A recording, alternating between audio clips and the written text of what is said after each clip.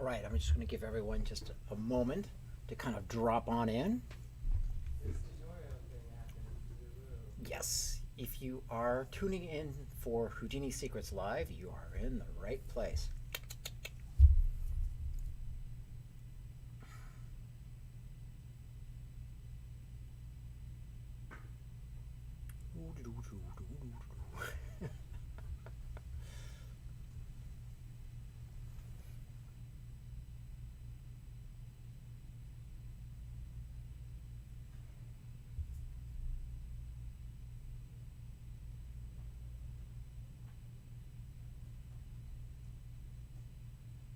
This thing or this thing?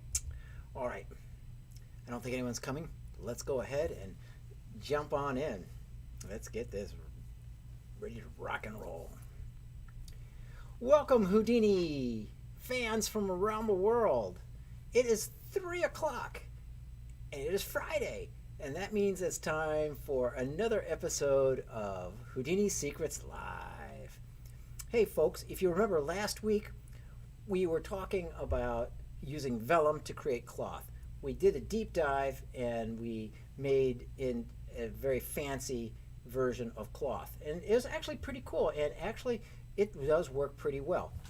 But regretfully, what we didn't do last week was actually transport the cloth into a real-time situation. No, Houdini cloth and Houdini vellum is really, really cool. I admit that. Yeah, I'm pretty impressed with it after this little bit of introduction.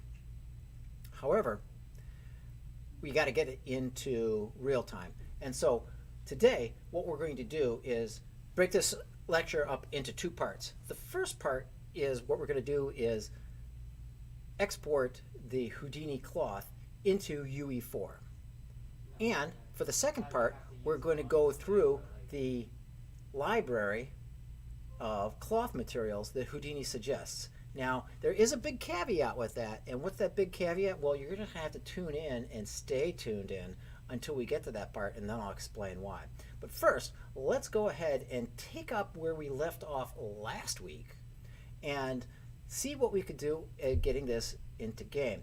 Oh my gosh, I forgot to load up my UE4, and I am going to do that right now. I'm going to click on here. I knew I forgot something. I was getting ready here, going, oh my gosh, Chris, what's going on here? We got to get ready for our Houdini Secrets broadcast. And I was going, yeah, but I'm forgetting something. And I just simply forgot to turn on my UE4. Okay, so let's see. I don't know the text for this, but the text would say it looks like a button. Okay. Next, you get more tutorial text. We looked at. Ah, here we go. All right. Now we've got that going, so let's go for good. And let's put this on order. So this is going to go up. Yep, it is coming up. Okay, so we're going to need UE4 into this. Nothing special. We are just going to use Houdini, and you guessed it, folks, we're going to use VAT. You know, Vertex Animation Textures. Vertex Animation Textures works great with vellum. What can I say? It just works like stink. It's amazing, and which is a good thing because, you know, you like to have a go-to solution. But there are also some caveats with that, and you do have to watch out for what you're working with. All right, so let's get going with our Houdini-ness, and let's, as a review, let's go and take up where we left off last week. Okay, now we started off, we downloaded a mannequin guy from Mixamo, and then we brought him into the website. And what we did was we quickly put him into a never-ending loop. And very quickly this dropped into there. And so what I did was I brought him in as an agent, and then this was the his T-pose. Now we want the T-pose is because we need the T-pose for the cloth to kind of drape onto. We need it to relax onto something. And then we also brought in another agent, but instead of bringing in just the T-pose, what we had here was the actual strut. And which is okay, but what we had to do was we had to retime our strut in order to loop and continuously go on at 44 frames at a time. And so we blended the two of them together so that the first 10 frames of the blend actually transitioned from the T-pose to the walk, and then we continued the walk there afterwards. And so what we ended up with is something that looks like this. Oh, look at that. You can't see this because I got rid of the introduction. So we put that on there, and we go all the way back to 0. And so then we go back to that. All right, so that's perfect. Now, what I did also include here was a convert SOP. Notice that after the blend here, we're only dealing with 1 point, 1 primitive, 1 vertex, and 1 packed agent. 1 very heavy packed agent, mind you.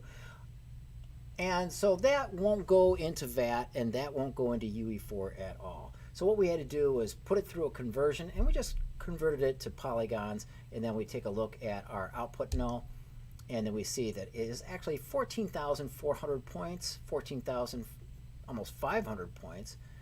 Wow, almost 60,000 vertices and 14,500 polys. Yep, so this is a hefty boy character. Okay, that's fine. We've got our mannequin. I'm going to turn him off, and let's go into the cloth. All right. And uh-oh, I've got a little error here. We'll get to that error in just a little bit. But what we did was I brought in, what I did was I turned on my guy, and then I turned the cloth. And so what I did was I drew a curve around the left side of my character that are going to correspond to this guy's pajamas. And then I mirrored them from one plane onto the other, so from the positive X onto the negative X size. Then I fused my points, and then I resampled them so that they would look nice and orderly. Then I refused them again in order to clean everything up. And then, after doing that, I did a planar patch from curves, and so basically polygonalized the whole darn thing. And then I translated 2 copies of it, one to the rear and one to the front, and then I merged them together, and so that's why I have a front and a back to the thing. Now, I do have an edit mode here, and that is to kind of clean things up. But what we did here, we're just going to go in for the vellum as far as denim is concerned. But we took the result of this, and then we identified, I'm going to go ahead and turn off my mannequin character because we're going to start working here. I did bring in my mannequin character, and where I wanted just his T-pose. And so what I did was I grabbed the character, or the mannequin character, and I grabbed him, and I transformed him into this object, and then I pumped them into the vellum. And this was, I believe it was a vellum configuration SOP. Yeah, we dropped that in here. So I brought in my merge into my vellum configuration SOP, and then I brought in my T-pose to act as the collision object. And then I appended a drape denim on it, and then very quickly, so what that meant was I modified the drape, the denim, and then the drape denim, and really it didn't do much to the drape denim. We just kind of left that off on there. Oh, that's right. And so what we did was we twiddled with the values of the denim until, let's see what show here. Oops, let me move this back to 0. Uh-oh. Oh, there we go. Yeah, he's looking kind of skinny now. And that's because what we have is our T-pose and going on to that. And then we put that into the Vellum Solver.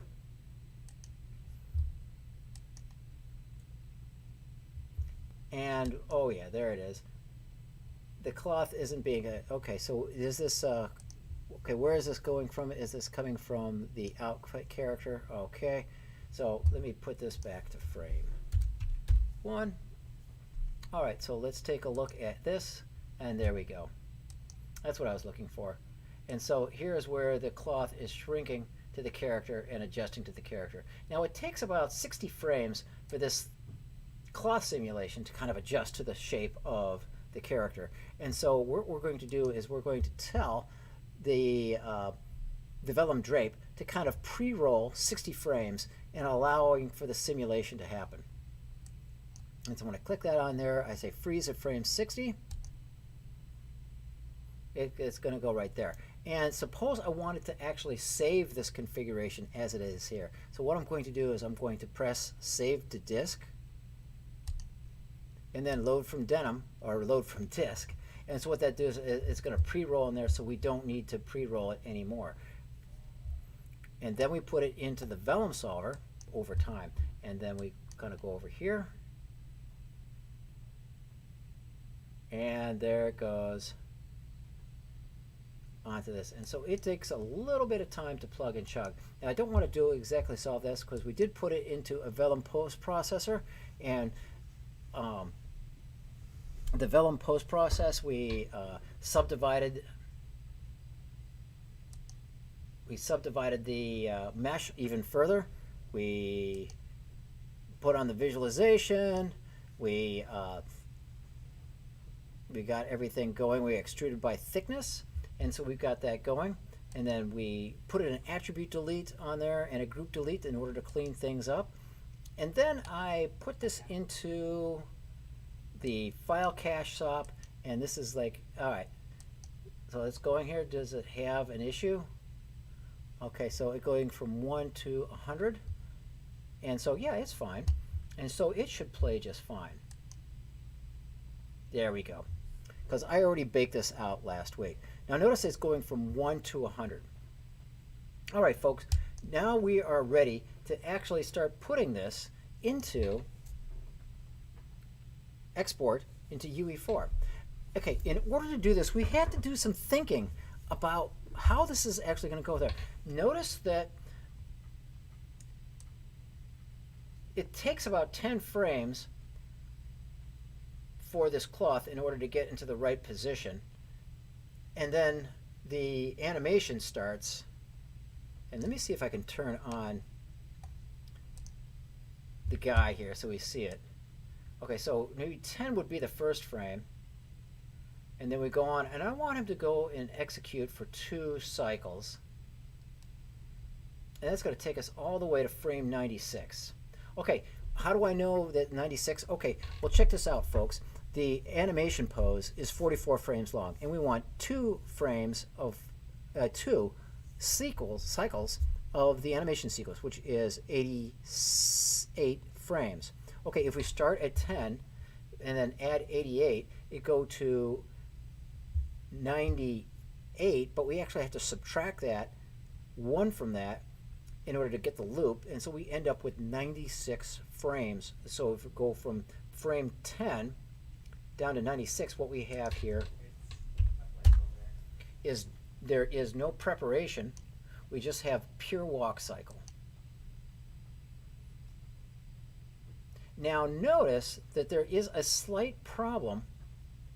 It's kind of hard to tell with the denim, but there is a slight pop in the denim as it goes from 96 back to 10. Now there isn't a pop in the character animation because he's going well, but the character,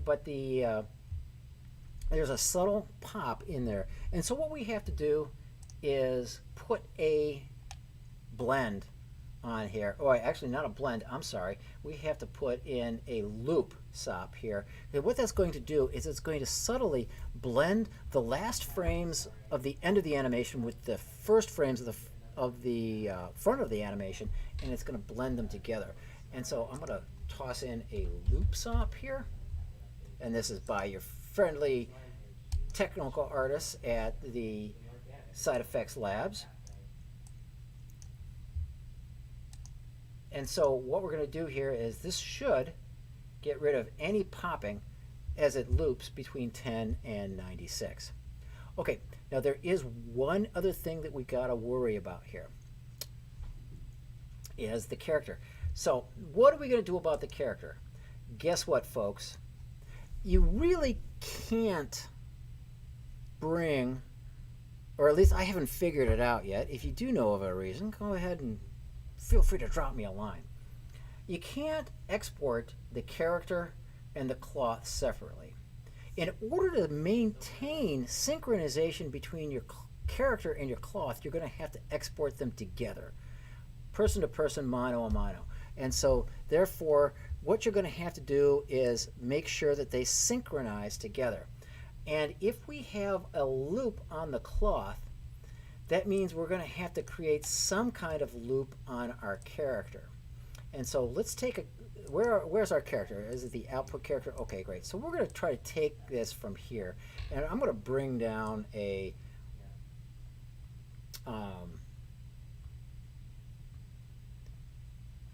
okay, I'm going to bring this down and I'm going to hit all connect. Oh, what's that? No.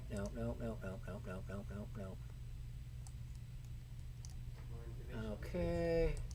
Oh, there we go. That's what I wanted to create. Oh, I've got that little extra extender node there. Okay, so what that means is I want to go and do the same thing to my pose, and I'm going to make sure that it also has a loop on it. Oops. So that this has a loop and this has a loop, and I want to merge them together. So we have one tidy package to merge out to the VAT solver. Okay, so now they're merged together. Okay, now it's running a little bit slow, and so what I'm going to do is we have the make loop there and the make loop here. What I'm going to add is a file cache stop here, and I'm going to move this over here, and for the geo I'm going to go into that's going to be my demo, and I'm going to call this loop cloth BGO, and then I want to save this over in my $JOB.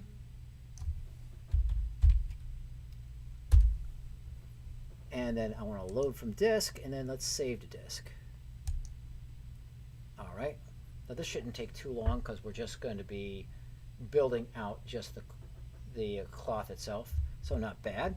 And we've got that, and I'm going to do is I'm going to create a duplicate of this. So I'm going to click Alt on this file cache, and I'm going to drop this file cache right into here. And instead of loop cloth, I'm going to say it loop guy.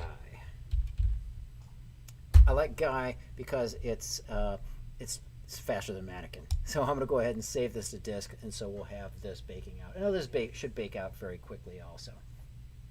Now we're going to be working from cache on both our clothing and our data, and so now when we play this,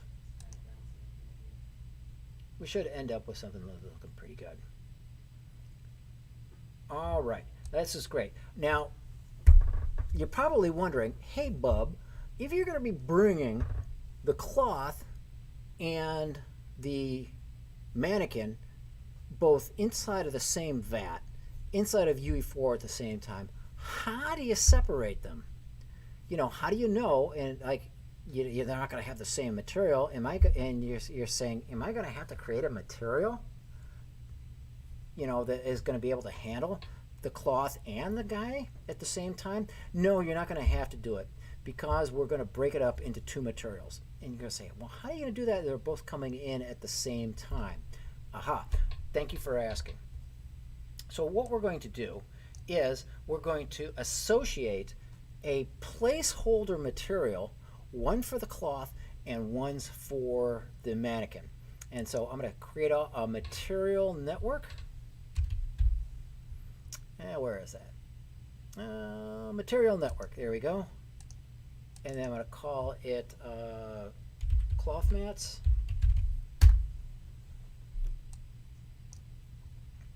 And before I do the thing, I'm going to save this as, and I'm going to call this I'm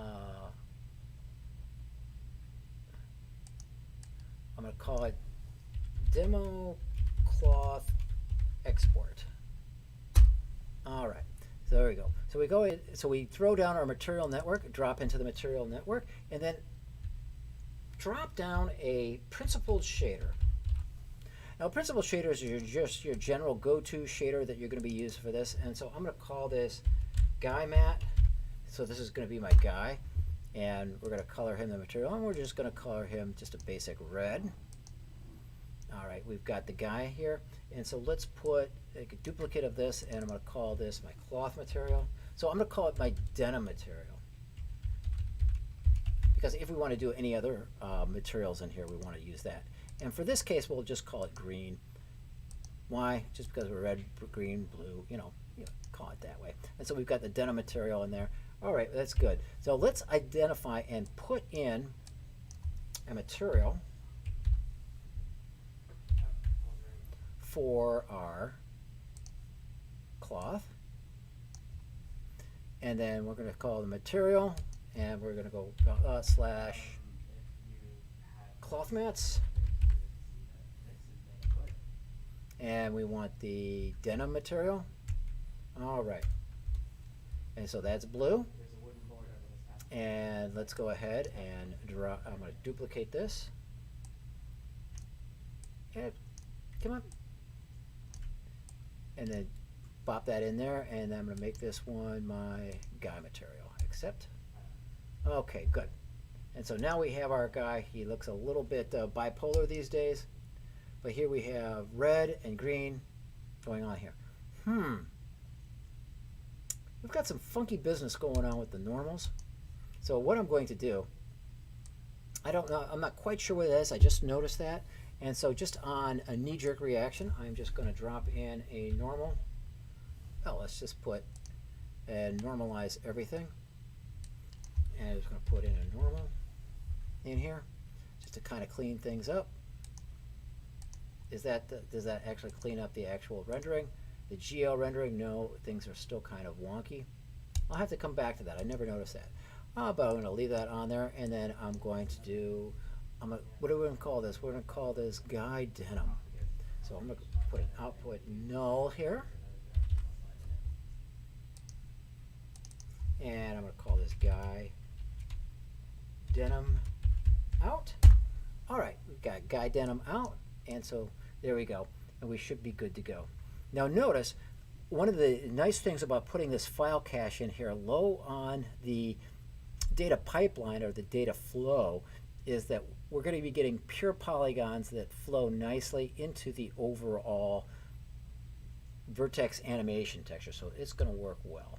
So I'm going to click over into File, click into Save, bop on here. I'm going to go back up into the object level,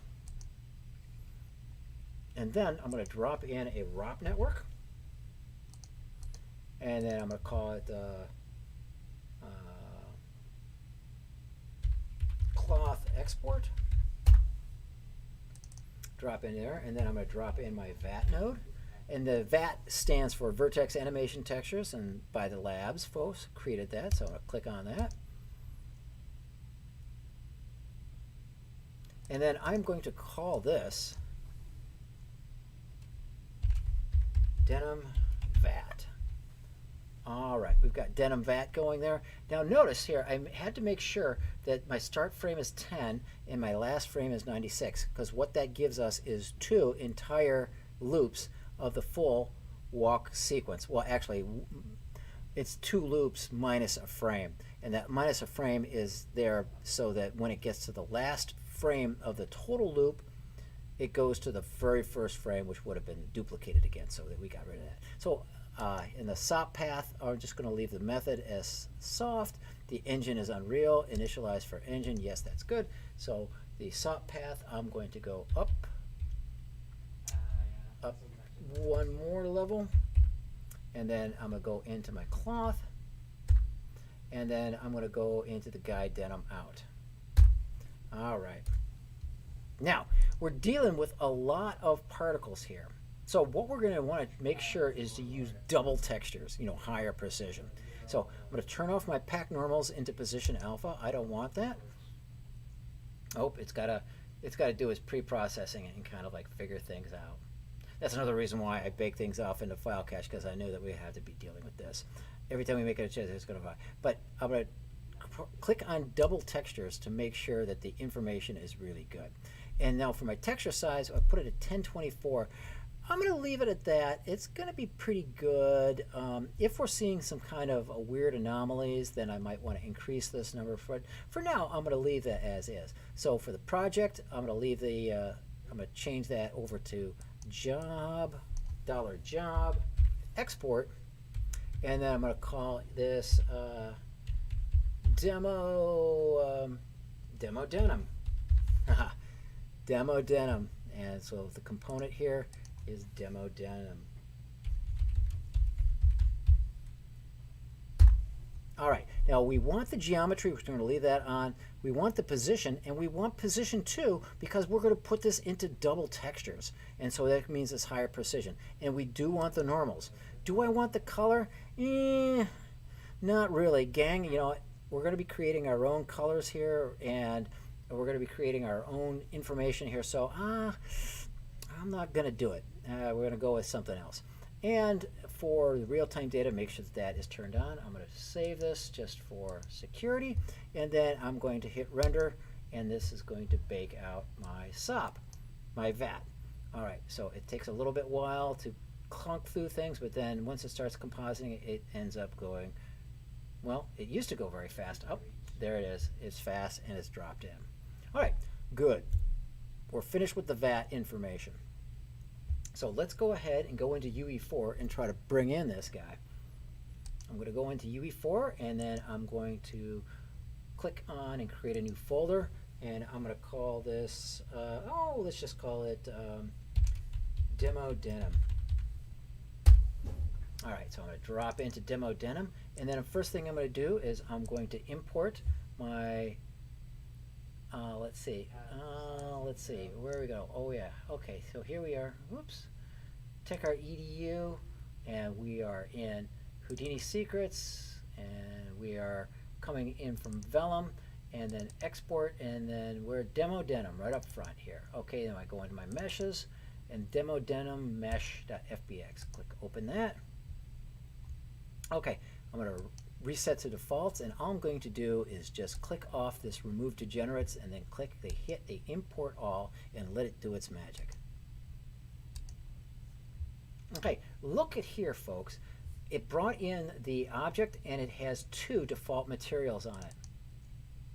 So we've done a good job then in breaking our object apart into 2 separate areas, and we're going to come back to that because that's very important. And so we have the denim material and the guy material. And these are just placeholders, and so we do have the option of splitting things up, which is where we want to go. All right, now let's go ahead and bring in the textures. So I'm going to import into game, and then I'm going to go to the textures folder, and then notice here that we have the normal, and then we've got 2 position EXRs. And one is because we're now dealing with double precision positions. Yeah, that's right. And we're going to bring in all 3. I'll click in open. Okay, we've got all 3 in here. So I'm going to click onto each one of these textures, and then I'm going to pre-process them. I'm going to turn the compression setting to vector displacement. I'm going to change the filter to nearest. Click save on that. I'm going to go to the next one, do the same, vector displacement, filter nearest, click save, and then do the same thing to position 2. Vector displacement, filter nearest, save. All right, great. Now, what we're going to do now is we're going to create the material for it. We don't have to create a actual function for it. Why? If you tuned in a couple weeks ago, we discussed that Houdini actually provides that. If you have Houdini and have Houdini Engine installed, well, that automatically installs a whole bunch of prefab functions for us. And one of those prefab functions is the VAT solvers, which is actually really convenient. So I'm going to go ahead and create a new material, and I'm going to call this M_demo denim. All right, and so there we go. And so what do we do to this? We go in and let's go ahead and drop in our soft node. So I'm going to click on here, right click on there. I'm just typing the word soft, and there it says MF Fast Soft. Okay, that means material function, Vertex Animation Textures Soft. All right, there it is. And then I'm going to go ahead and adjust my demo denim material, and I'm going to go ahead and update the number of custom UVs. I'm going to set that to 5. And then I'm going to look for the tangent space normals. I'm going to turn those off. All right. And so I'm going to go ahead and hook all of these up. I'm going to hook the normal to the normal, the world position offset. Click in custom 1, 2, 3, and 4. All right, very good. And to control the speed, we're going to create a scalar parameter. And I'm going to modify that and call that speed. And then I'm going to put the speed right here into the speed. Now let's go get our texture. So I'm going to drag this off here, close this, and then I'm going to grab my 3 textures and drag and drop those into here. Okay, remember that these are coming in as texture samples. We need to convert them to texture objects. So I'm going to right click on here and say convert to texture object, and then I'm going to move this into the normal map. And this is for the position 2, and I do know it's a position 2 because when I clicked it on here, it says demo denim pos 2 came up. I'm going to convert this to a texture object, move this to position 2, and then by deduction, I'm going to convert this to texture object. I'm going to have to look at that. This is position 1. All right, so everything's taken care of. Notice that we don't have any kind of information for the color. So what I'm going to do here is let's make it look a little bit better. And so this is denim, right?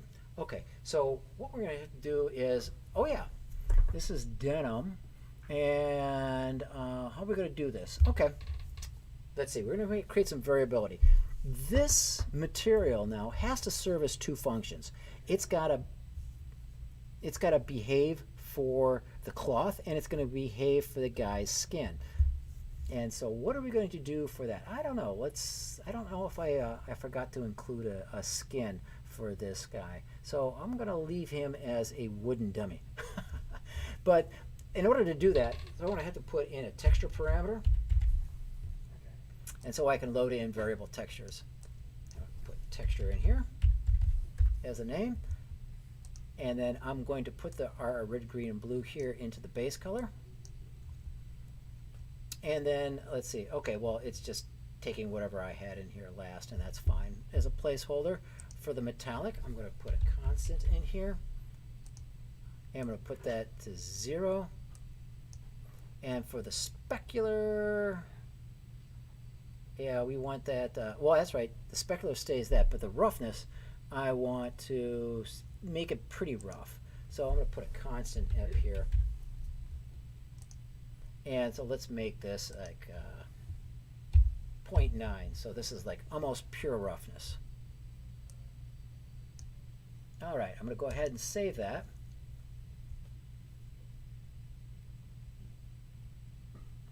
All right, so now what we have to do is when we have our material, we have to then make this material into material instance and then configure it to work with our Vertex Animation Texture. So I'm going to right click on my material, click on Create Material Instance, and I'm going to call this MI, and then I'm going to call this MI underscore demo denim. Okay. So that's for the cloth, MI demo denim. All right, I'm going to open that up. Okay. Now what we're going to have to do is we're going to have to click the speed in order to turn that on. I want to click the texture so that I can do this. In fact, right now what I did was I snuck up onto the web and I grabbed a denim texture and then I put that in here. So I'm going to just drop in my, do I have a denim texture? Demo denim texture. Let's see. Do I actually have a texture somewhere in here? Let me see. Denim. Where's a texture map? And I do see this. So where is this?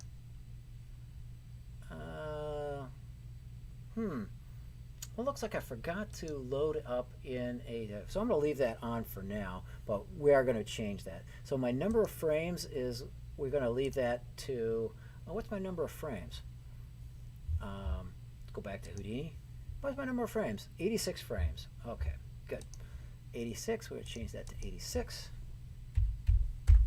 Then I'm going to drop back to Houdini. I'm going to get my position min and my position max. My position min, therefore, is just this value.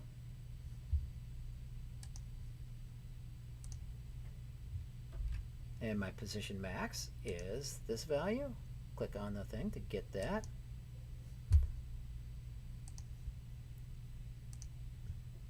Okay, we've got our min and we got our max value. And oh my gosh, look at that. Let's put the demo denim mesh in here, so at least it looks a little bit good. Okay, so it looks looking kind of psychedelic here.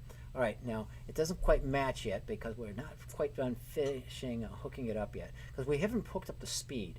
What's the speed? So we're going to look into Houdini. The speed is this weird number. I'm going to copy that, come back to UE4, paste in my speed. Okay, and then I'm going to make sure that we're using the double textures. So I'm going to click on double textures and click that to be true. And yes, things are going to clean up right after that. Okay. And then as we move around, we see it's moving properly. Okay, so that's good. So this is pretty and all, but what are we going to do about this crazy thing? So I'm going to go onto the web and see if I can find some kind of denim texture. So let's go into images, and so I'm going to go denim swatch. All right, where's a good denim swatch? Okay, here's looks like a good denim swatch here. Adobe, stock Adobe, it might charge me on this. Blue deposit photos, iStock photos. Is this licensable? Licensable. Product, Home Depot. Okay. Now let's see what this has here. Adobe stock. Let's go ahead and save image as. Ooh, I like this one better. It's bigger. Okay, so I'm going to save this image as. And I'm going to go and put this in with my other textures. Boom, boom, boom, boom. Okay, take our EDU, Houdini Secrets, UE4. What is the name of this? HSL Proc building? What? No, this is not the right one. We have to go into Houdini Secrets. We are dealing with Vellum.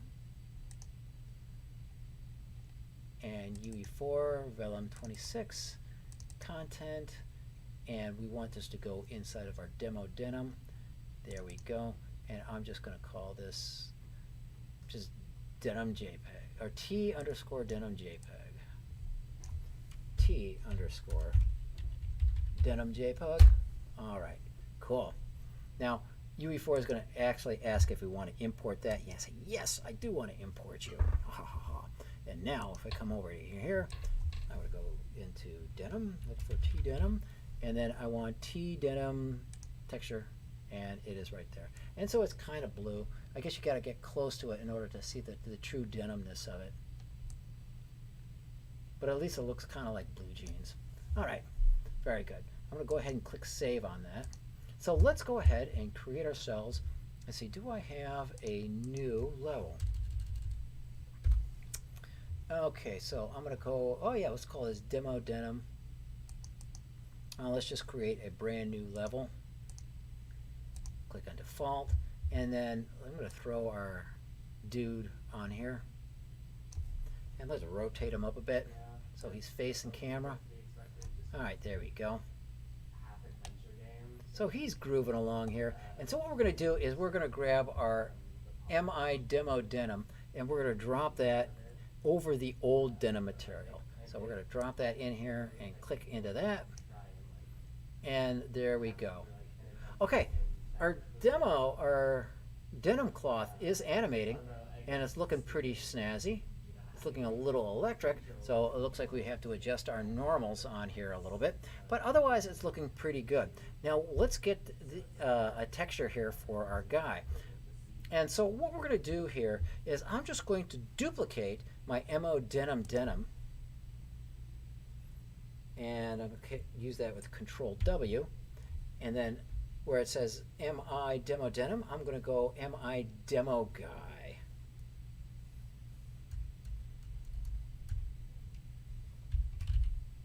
Oh, I'm going to call it demo denim guy, because if I had some kind of other material in here, then I would have a kind of a naming conflict. I'm going to drop into my demo denim guy, and then for the texture, well, that's right, we're going to make him wood. So let's look for a wooden texture. Yeah, wooden oak. Yeah, diffuse. Yeah, that's what we want. Okay, so there it is. So he's a wooden guy. I'll click save, and that's really all there is to it, because the same parameters that we set earlier are going to constitute for this object as well. So I'll click save, undo, and now I'm going to grab my demo guy, and then I'm going to push this into the guy material.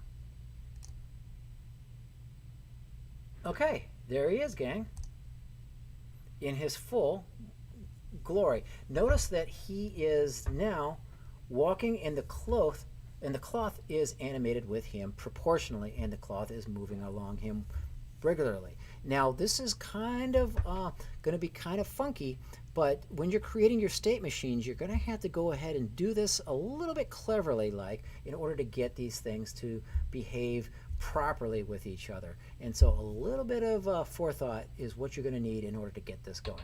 So this is how you bring in your character from Vellum, a Vellum character that is cloth, into real time and into action. All right, so let's return back to Houdini and let's go through the steps necessary to create other different kinds of materials. And so what I'm going to do is I'm going to save this, and then I am going to open my cloth pipeline. And so I'm going to create something very fresh and starting off from scratch again. And if you remember, last week we ended up with two different kinds of cloth. The first cloth we had was denim, and we're going to bring that all the way over to here. And I'm going to put this little transform in there to kind of offset it. And so here we have is denim.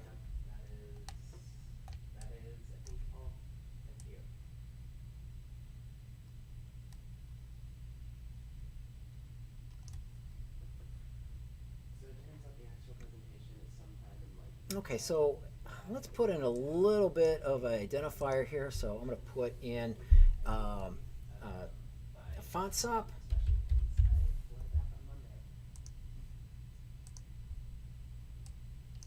And then I'm going to merge that with my demo. So I'm going to go do a little bit of a merge. Click that in there, and then move that right here. There we go. The frame name. All right, we're going to make that frame. We're just going to put denim in here. And then we're going to make it much smaller. Okay, scale, bring that down, and move that up just a wee bit. So we say, okay, we have it denim. All right, very good. Now we also had another one for silk, and I'm going to push that over here. Well, actually, I'm going to put that right here. And then I'm going to duplicate these two nodes here and move these off to the side. And then I'm going to drag that onto here, and I'm going to get rid of the demo denim, and voila. And move that into here, that to there. And then we have our merge. And then, so I'm going to call this one silk, because this is what my silk one looks like.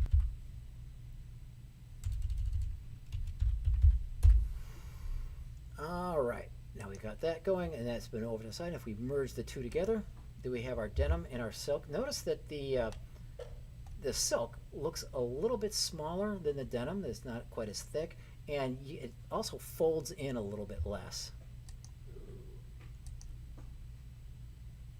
And so it's actually, it crushes in on itself, and the denim is a little bit more resistance to the crushing. Okay, so we've got silk and we've got denim. That's cool, but what about other fabrics? Well, there's a whole host of other fabrics out there that we would want to do this. And so we're going to go through some of the more popular things. Some of the things we are going to do is go with linen and cotton, velvet. We're going to look at maybe some wool, and then we're going to try to check out leather. Now, I didn't go into chainmail because I figured that was probably overkill. What we're going to do is we're going to see if we can dial in some basic linen and some cloth and maybe a little bit of velvet to show you basically how you would go about the process. All right, so I'm going to move silk off to the side here, and then denim off to the side here. And then we're going to make some room for us to create some linen and maybe some cotton here. So let's go through this again. So let's go ahead. I'm going to go ahead and drop down a new Vellum Constraints up. Well, actually, what I'm going to do is I'm just going to duplicate my denim and my drape here, and then I'm going to duplicate them. And drag it, and I'm going to call this linen 01, and then I'm going to call this drape linen 01. All right. So let's go ahead and see what we did. Let's go through some of these parameters that we'll need to set in order to get the clothing properly. Okay. Now, if we look over here to the Vellum Solver, and so what I'm going to do is commandeer this. I'm going to move this right onto there, move this onto, whoops, come on. Move this onto here, and then move this onto there. Oh, actually, I didn't want that. I want that to go right here. All right, yep, that's exactly what we want. So if we have the Vellum Solver here, then we have the number of substeps here. This is going to create more accurate calculations of the simulation, but regretfully, it's on the simulation time. So what we have to do is worry about the constraint iterations. So where we have here this constraint iteration, notice that this used to be 100, and I knocked this down to 20. So when you multiply these two, 5 times 20, that's about 100 iterations. And that's kind of like where you want to work. So what I'm doing is I'm putting a little bit more iteration into my substeps than you would score, and then for each of the constraint iterations, I'm going to do it 20 times. So we're getting in 100 loops for every one of these. So we're going to leave that as is for the Vellum Solver. But where can we go and manipulate the parameters for our cloth? So let's go ahead and look at linen 01 here. The first of these is mass. And mass is where we're going to go, and this controls the weight of every point. And it manipulates how quickly each of the point moves when it's affected by various forces. Okay, that's all fine, but what about the thickness here? Now the thickness is not the actual thickness, it's just the movement of the thickness. It's the stretch thickness.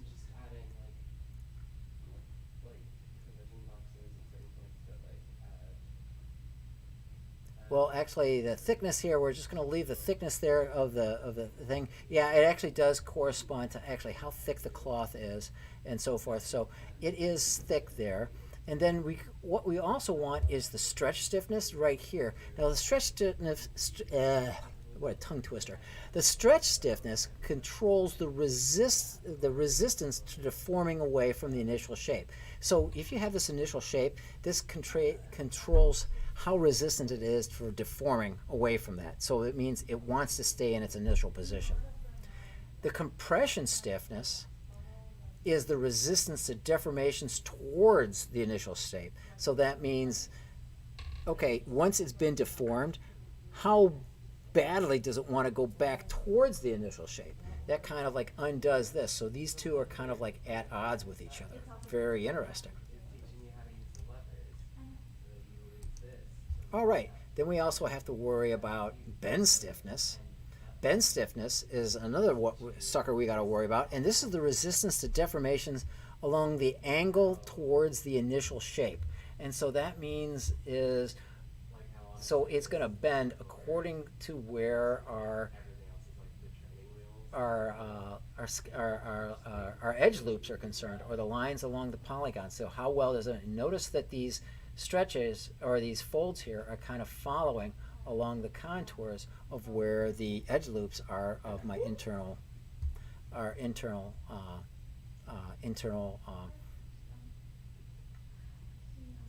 structure.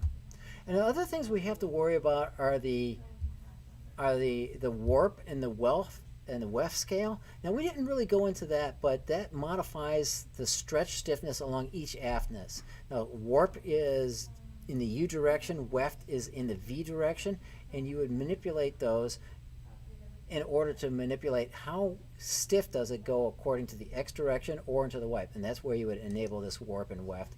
And then you have the warp scale, which is in the U direction, and the weft scale in that. And so also you have to worry about shear scale when you turn on that. Now the shear scale deals with the increase of stretch stiffness along the crosshatch of the cloth. And so that means if you're following along the crosshatch, it might actually prevent the thing from shearing or from bending along the stiffness around that crosshatch. So that kind of prevents that. But I'm not going to turn on the warp and the warp and the weft for this right now. And the last of these that we're going to deal with is the plasticity. Now where is that plasticity again?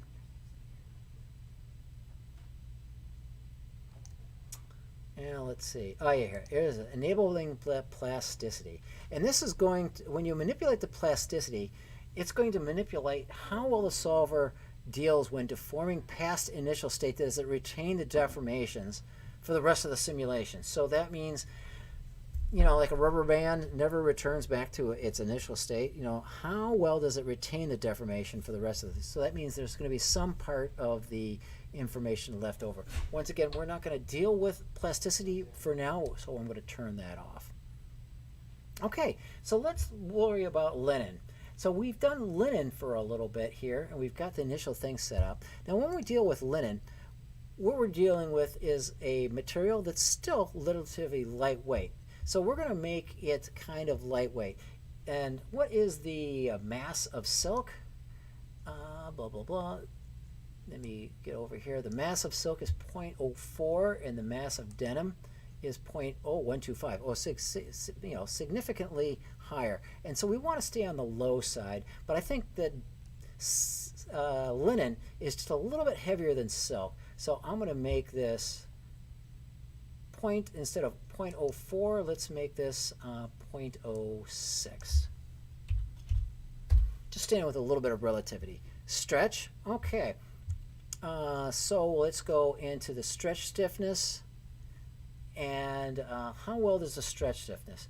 Well, actually linen has a very high stretch stiffness. So it can stretch pretty well. So let's take a look at let's look at the silk, which also has a high stretch stiffness. And so there it is, the stretch stiffness, and leaving it 1 to the 8th. So I'm going to move this to 1 to the 8th as well. And so for the thickness, I'm kind of deviating here, but silk is a pretty thin material. And so this is 0.04, and the denim is 0.01. So let's go ahead and make linen just a little bit thicker than silk. So we'll make this 0.005. All right. And so what else do we got to worry about? The compression stiffness. That's right, right where we left off. Now the compression stiffness of linen is also very high, where the compression stiffness of silk is relatively medium. So let's look onto what the compression stiffness of silk is. So that's 2,000. And what is the compression stiffness for denim? It's 1,000. Okay, so what we're going to do is someplace in between. So we know that, it probably has the same compression stiffness that denim has. So let's go ahead and make this 1,000. So I'm going to leave that right as is. All right. Now, I'm not going to mess with the shear scale and the plasticity. I'm just going to stick with those basic ones here. And so I'm going to go ahead and turn this on here. And so I'm going to turn off my load from disk. And then I'm going to turn off the freeze frame. And then I'm going to recalculate and recook this whole thing. So I'm going to set my freeze frame at 60, and it's going to calculate, reset my simulation, and I'll set the display on that. And now it's cooking up to 60.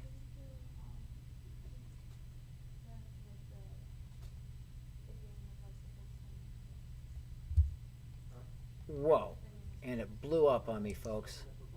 We got the Venom. Oh, that is not cool. I do not know what happened here, folks. This is like catastrophic. So I'm going to get rid of this draped denim. I have no idea what happened, and I don't want to debug it. And so I'm just going to copy this drape node and stick that right into here, and just hook this one onto this one and this one into there. And then I'm going to sever this node. All right, there it is. Nice and sane. Okay, I'm going to leave it on for that. So I'm going, what I had to do is click on the load from disk.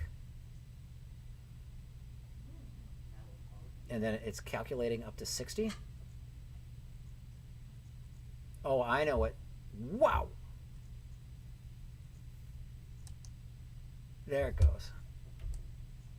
Whoa. So something is not copacetic with my settings. I have never seen it blow up like that. So what happens if we play this? Whoa. The whole thing just goes doo-whack. That is not fun at all. Okay, the initial deflation and the solver. Okay, yeah, I don't want to do this. So the seam should be proper. Okay, so I'm not sure what is going on here, folks. That's not fun here.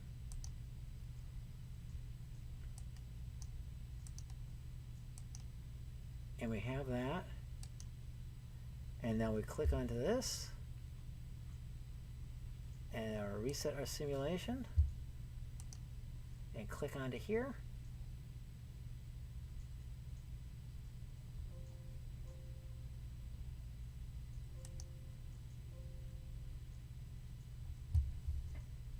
And let's go back over to frame 0 to see what's going on with this. Oh, okay. Maybe it's because we didn't actually pre-calculate onto this. So if we start off with frame 1, all right, and then does this clean up? It does, but we don't have both sides here.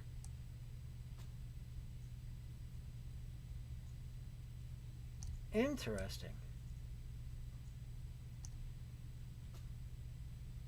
Okay. So I'm not sure what is going on here, folks. But anyway, let's leave this thing off and say, okay, here we have for linen, and we've got the drape linen. Now let's change this for drape silk. Change this to drape linen. But we've got this moving on. So this should be this should be the values that we have for linen. So what if we wanted to do is come up with something else for cotton? Now cotton, let me go ahead and let's try this again. And I'm going to grab my silk and grab my drape silk, and I'm going to duplicate these and then pull this over. Now I'm obviously doing something very stupid here, gang. I wish I could actually see your feedback and I could figure this thing out live, but oh well, that's the risk of doing things live. Okay, and so I'm going to go ahead and turn off my load from disk and turn off my freeze frame, and I'll reset my simulation. And does this actually build now?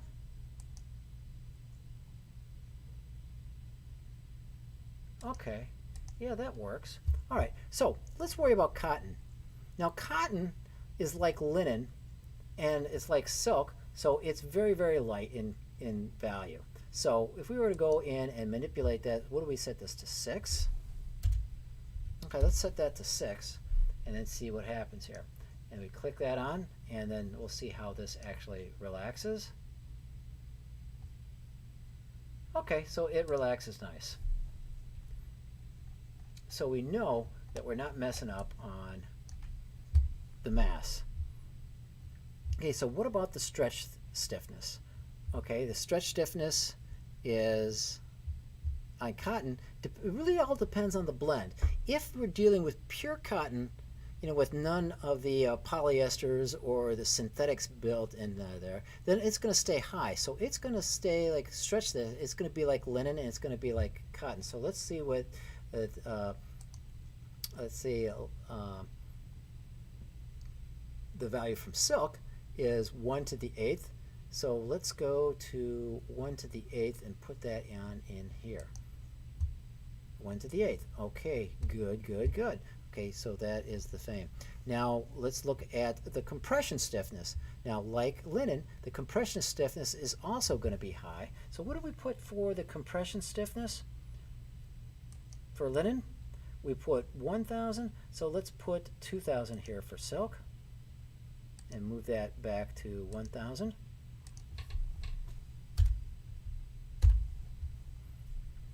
All right, does this blow up? Let's go back to 0.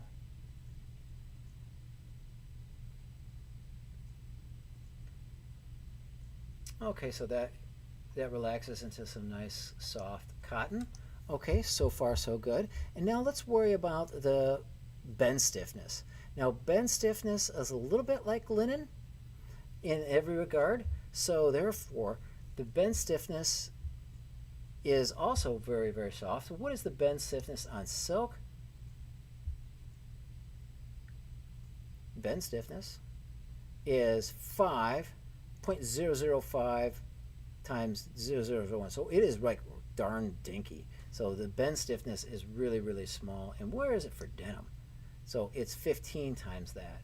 So I'm going to go for the bend stiffness and for the silk. And I'm going to keep it small here, but I'm going to give it just a wee bit more of resistance here. And I'm going to call this like, oh, let's go at 7. Okay. So we have that. And so there you are. Cotton is kind of like an integration, right in between linen and silk, you know, kind of like in between these two. So very nice. All right. So what I'm going to do is I'm going to go back to my drape silk node, and I'm going to, well, actually, I'm going to call this cotton 01, and then the drape cotton.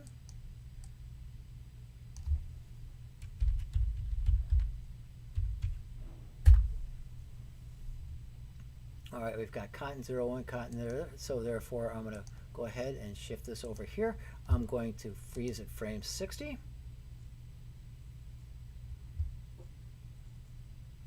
And that pre-calculated 60 frames.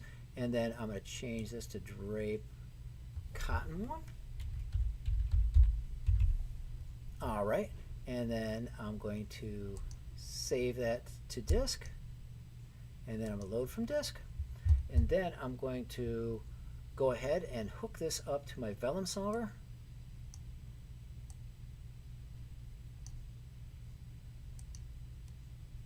And let's see how this actually animates.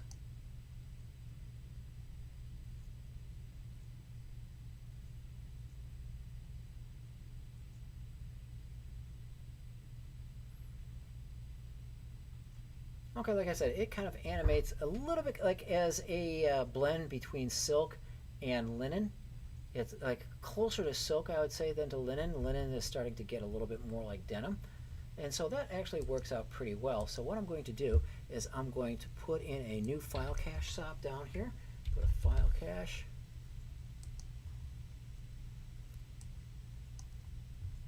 And I'm going to go for this, and then I'm going to kill this frame. I say delete channels. I'm going to make this 10 to 96, and then I'm going to change my location $job. And what did I save this to? Cloth demo silk. And I'm going to change this to cloth demo cotton. All right, we got cloth demo cotton coming at us here. And I'm going to go ahead and load from disk, and then go ahead and save this. Okay, so let's start talking about our next. So we've gotten linen, we've got cotton, we've got silk. What about velvet? Now, velvet is a different kind of material. It's also real heavy, and it also has a very high stretch stiffness. So it does not want to stretch very much, and it also has a very, very stiff compression stiffness, and is and it has a relatively thick bend stiffness. So it's basically a pretty stiff critter altogether. And so we're going to do velvet next, but in the meantime, I'm going to push these over here. One time, move them over here. I'm going to kill my cache silk, and then I'm going to say cache cotton.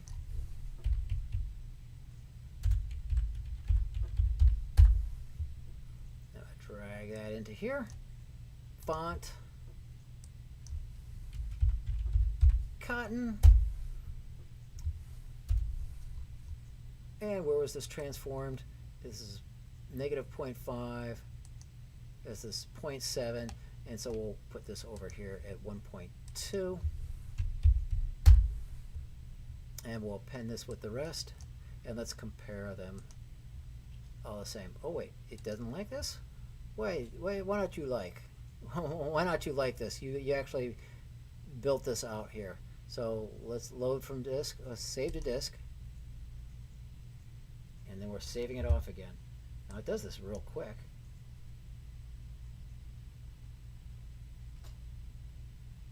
Okay, now it's unable to read.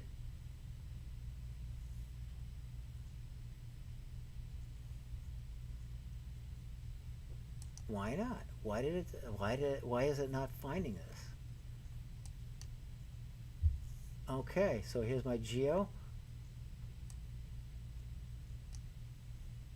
Okay, cloth demo denim, cloth demo cotton.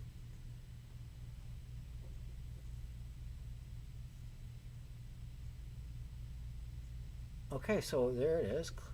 So it's cloth demo. Load from geometry. Well, that's working. So we're going to move that over. I tell you, when it rains, it pours. There's cotton, silk demo and cotton.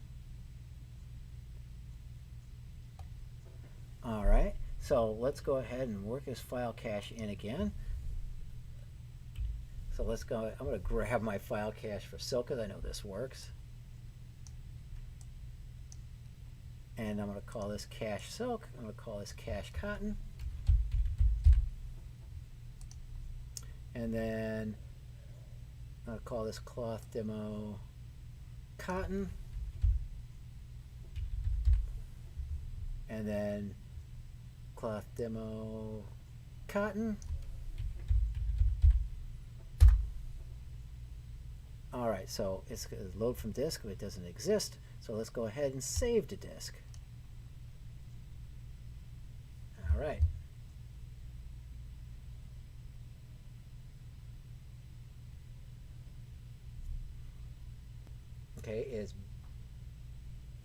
Okay, now if we load from disk, yeah, there you go. Beats the dickens out of me, folks. I don't know. So let's compare these silk demo and cotton.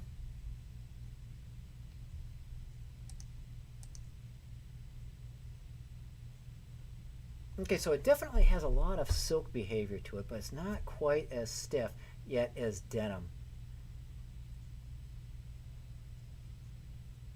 All right, so it works pretty good. So what if we're going to go with something that's a little bit stiffer than denim and definitely very, very heavy like denim? Denim has a little bit of stretch and a little bit of flex to it, but let's go with velvet, because velvet is, definitely going to be made up of a much different thing, so it's going to look a lot stiffer. So let's go in and do this for velvet. So I'm going to make a duplicate of cotton, and here I'm going to change these around. Okay, I'm going to change this to velvet 01, and I'm going to drape velvet 01. Okay, so we've got that going, and I'm going to go in for my drape. I'm going to load from disk, change this to drape velvet. All right, we've got the drape velvet. I'm going to freeze frame, kill the freeze frame on that, go back over to frame 1, and then let's see if we turn that on, is this overall working?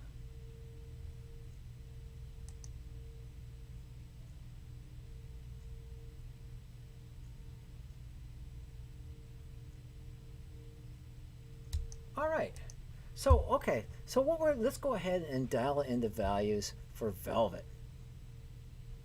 Now velvet is going to have a very big, heavy mass. So it's going to have probably even a little bit more mass than denim. So where are we with denim? So if we have denim, what's my mass? It's 125. And so this is going to be a little bit more. So let's go ahead and make this, instead of 125, let's make this maybe 1.5. We go for broke here. All right, is this still working? So the math, it's going to move a whole lot slower than the denim. All right, good. Now it's got high stretch resistance, kind of like denim. So I'm going to leave where's my denim?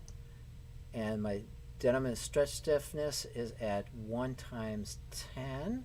So I'm going to change that to 1 to the 10th. Leave that nice and high. And does this blow up?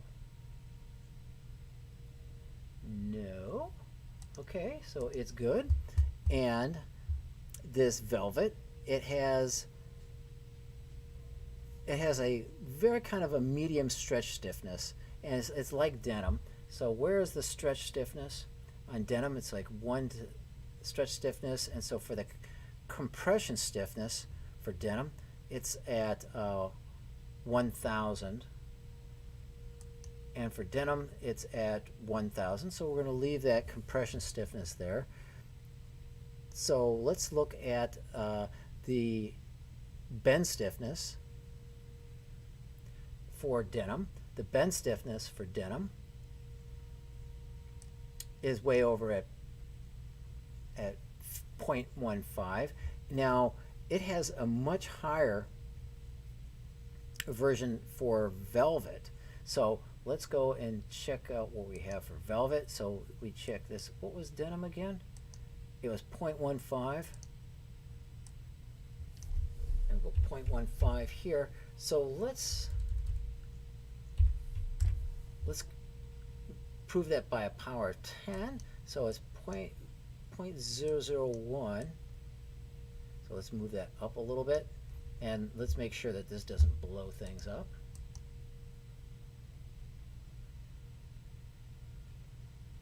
Okay, so it's behaving a lot stiffer and a lot slower moving than denim, so which is probably the right way. So that's good. So I'm going to go ahead and hook up my, I've got these going, so I like where my settings are. So I'm going to go over here and I'm going to freeze my frame at 60.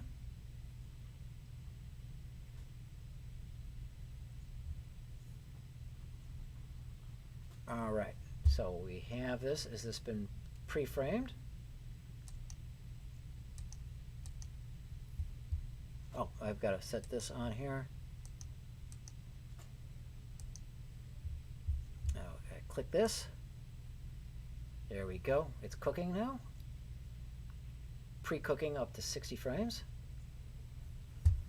All right, now I'm going to save to disk.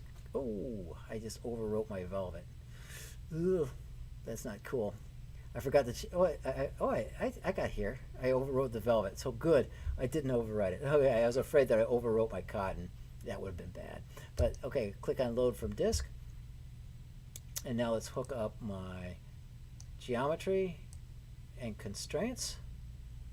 And so let's go ahead and create a whole new set of cache and sequence in here. And so I'm going to create cache Velvet. And click in here and demo Cotton, a demo Velvet.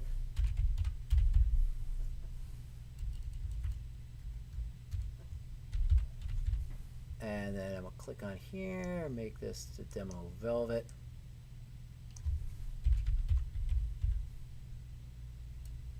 But if I could only spell Velvet. Okay, good. Okay, so let's go ahead and load from disk here and get this, click here and then save to disk.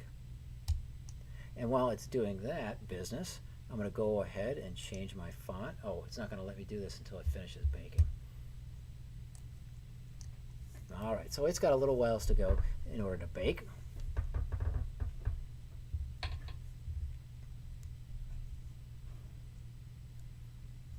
Okay, we're moving kind of slowly along this, so I wanted to go ahead and include wool, but wool is kind of like between the two extremes of velvet and denim again. And so wool has a high mass once again. It's very, very heavy. But then it's got a very, very low stretch stiffness. And so it really stretches. But as far as compression stiffness, it's got a kind of a medium compression stiffness, and the bend stiffness is also medium. So wool is kind of like this very heavy material that does stretch. And so let's go ahead. I'm going to change this over into velvet.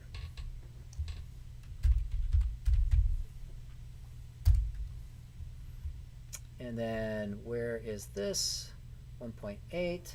So this is going from denim 0.7, 1.1. So this is 1.8. So let's make this 2.9. All right, let's wire that into here.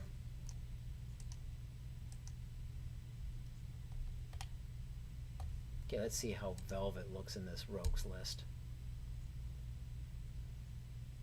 Okay, so velvet is definitely a lot smoother and definitely a lot sheen. It has a lot more sheen, and it's a little bit more.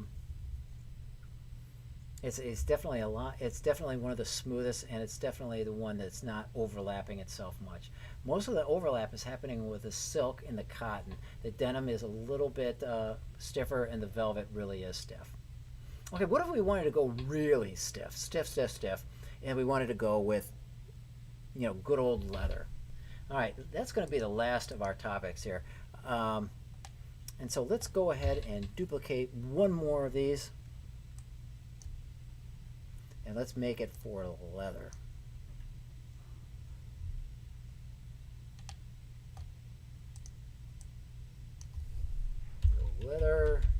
01.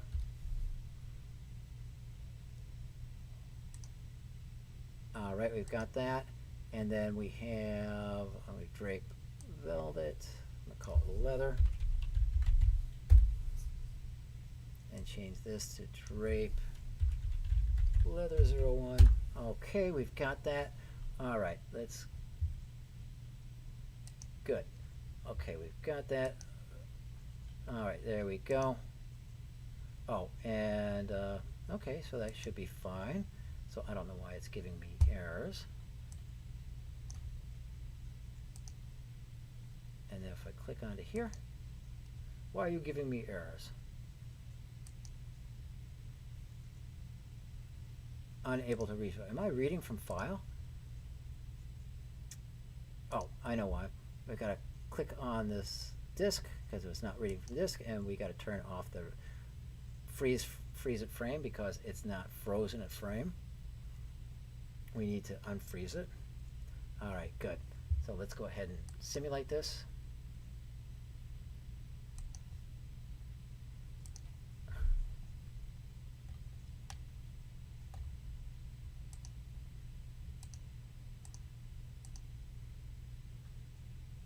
Okay, so it's going to be like, it's going to be right where we left off with velvet. And so mass, it's going to be really high. So let's go over here to leather. And so here is where we have the math. So let's make it the biggest mass. So let's go ahead and just put that at 2. And it's also going to be very thick. So let's put this at, let's put this at value of, compared to silk, so let's make this 0.05. Okay. So we've got the thickness, we've got the mass, and so what about the stretch stiffness? It's going to be very high stretch stiffness, so we're going to leave that, the stretch stiffness, really, really high. And the compression stiffness, yeah, this is going to be, well, this is actually going to be pretty low. So we're going to bring that low in the compression stiffness. We're going to leave that at 1,000 instead. Let's move this maybe to 500. Oh, so that would be really low. So let's just move this maybe like 900. Okay, just kind of spitball in there. And now let's go back to the bend stiffness. The bend stiffness is going to be really high again.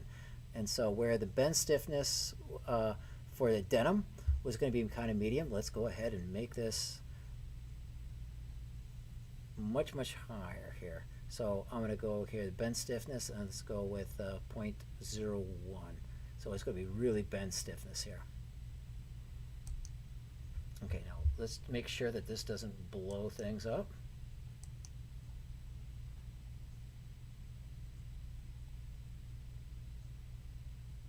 Okay, and we can see that it is looking kind of like the stiffest of all.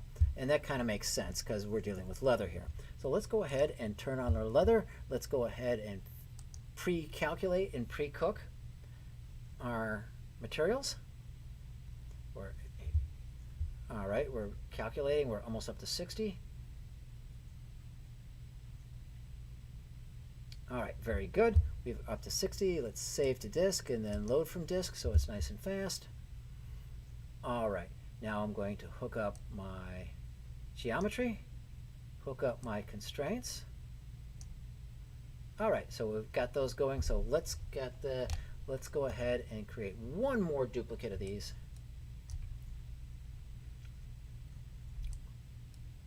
And oops, look, I've got another one of those going at. Kill this.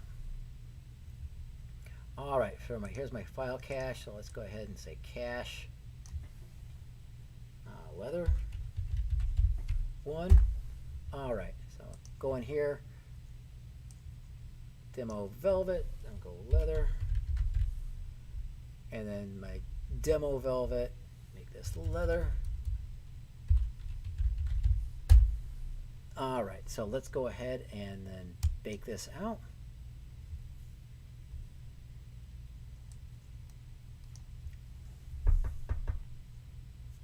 So remember, Leather here is going to be like the stiffest of all, but without any kind of without any kind of stretch.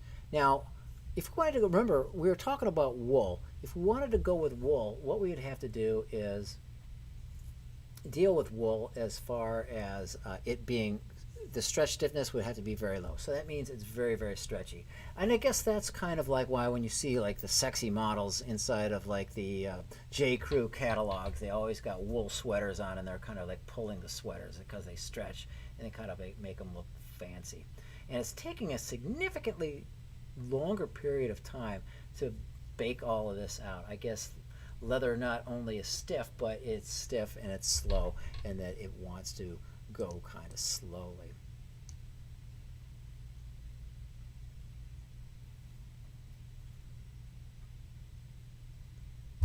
And it's just calculating along, and really, this is really dogging. I have no idea why it's taking so long.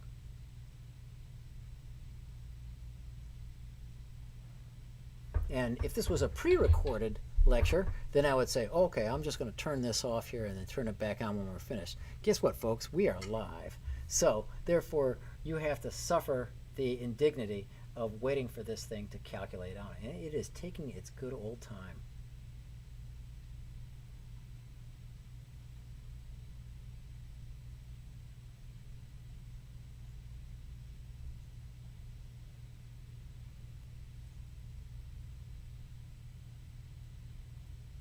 I don't know.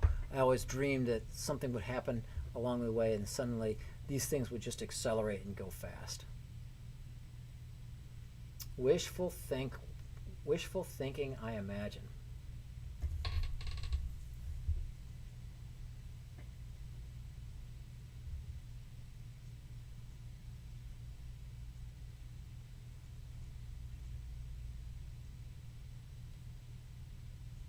Getting there. Thank you for your patience.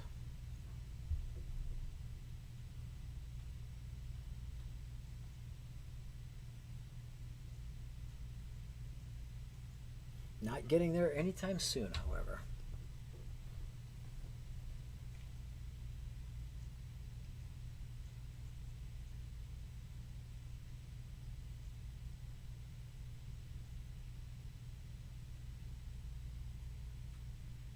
Okay, 3/4 of the way there. Boy, I'm glad the other demonstrations didn't take this long. This is ridiculous.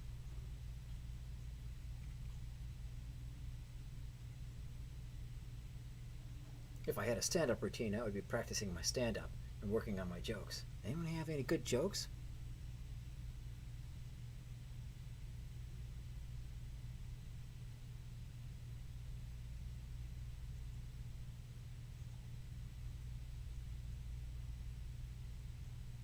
Almost there, 10% left.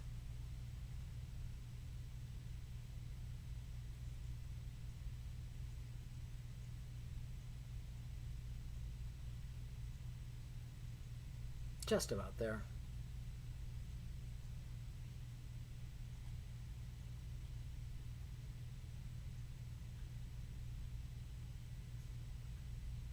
Okay, excellent. We are done. Convert this over here to where it says leather.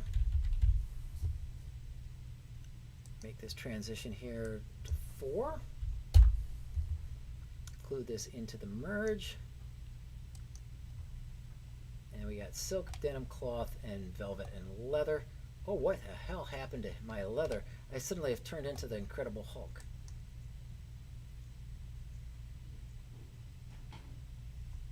Okay, so the Hulk's leather pajamas. And now it's moving very stiffly as expected here. It looks like, oh, there, look at this, how thick it got. Notice how thick the thing got. That is strange, and that means our post-process thing has suddenly decided to barf on us and to make the thickness. Why? Oh, I wonder if it had something to do with the thickness. Oh, because we did adjust the thickness here. And normal thickness is over there. Like for the velvet is 0.004, and we significantly increased it. There we go. It's about 100 times bigger. So that is the reason why it's all like poofed up and it took so long, because the thickness. Good to know. Okay, too much. Too much thickness here, folks. All right, cool. So once again, this kind of covered all of the basic materials that we wanted to go with. And in the first part of the lecture, we dealt with trying to get the simulation into UE4, and it does actually work, as you can see. All right, very cool. Now that is what I wanted to present to you folks today. And I'm going to bop into here. And before, I'm going to bring up my final login screen here.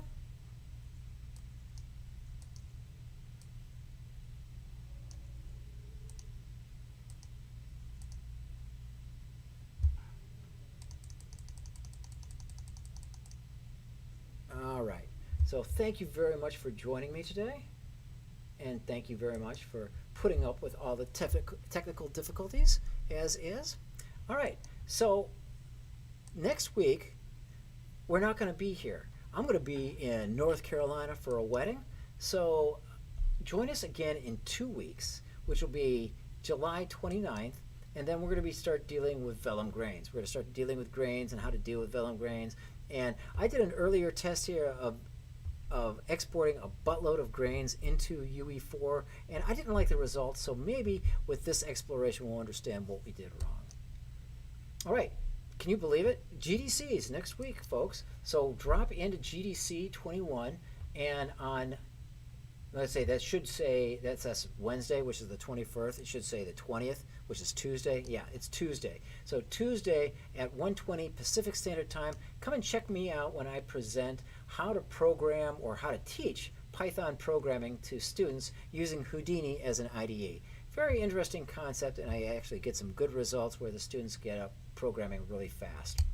All right, so check that out, or come on out, and if you like what you see, go to TechArt.edu, go ahead, hit the subscribe button, check us out, subscribe to us on YouTube, or my name is Chris Rhoda. Go ahead and check me out on Facebook and on LinkedIn, and give me a little bit of love there, and or go to TechArt.edu,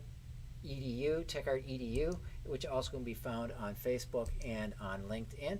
Go ahead and drop us in and say hello.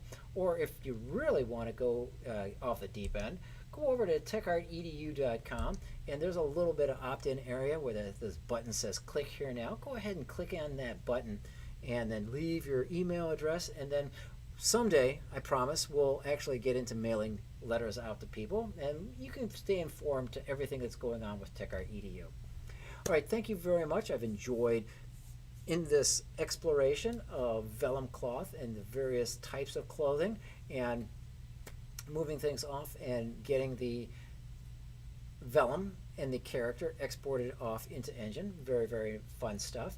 Join us again in 2 weeks where we start an initial deep dive into vellum grains. Thank you very much, and I'll see you in 2 weeks. Arrivederci.